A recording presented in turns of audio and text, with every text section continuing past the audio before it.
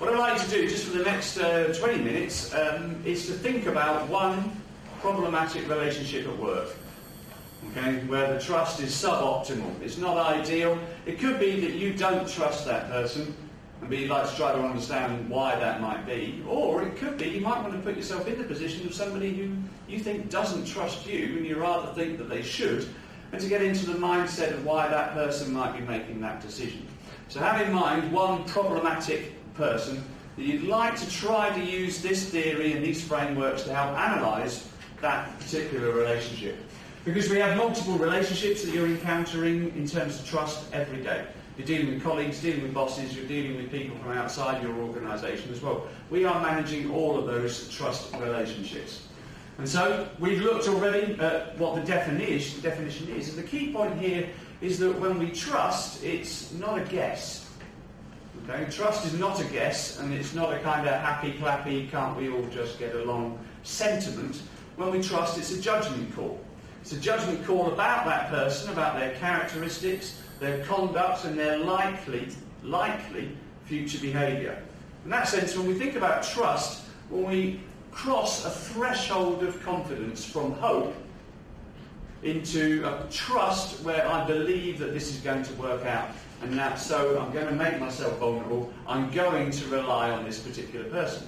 But there's always still that vulnerability and that risk, so it's weaker than the guarantee or certainty, but it is stronger than hope. We cross a threshold of confidence and belief in that person. Where does it come from then? The three-stage process, and this is exactly what Nigel was saying.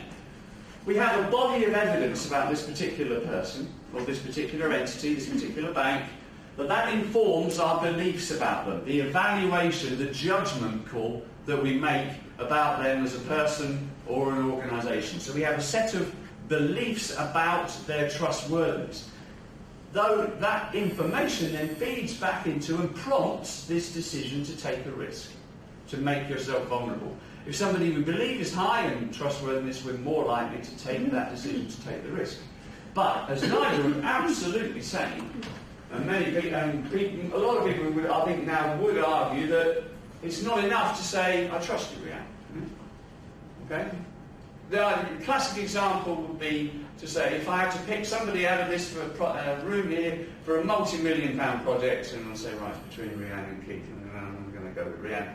Rhiannon, I trust you, I want you to deliver this, I have all the people here, you're the person that I trust, I believe in your character, your conduct, your past performance, your future performance, but I want you to make every decision, I want you to clear it with me first.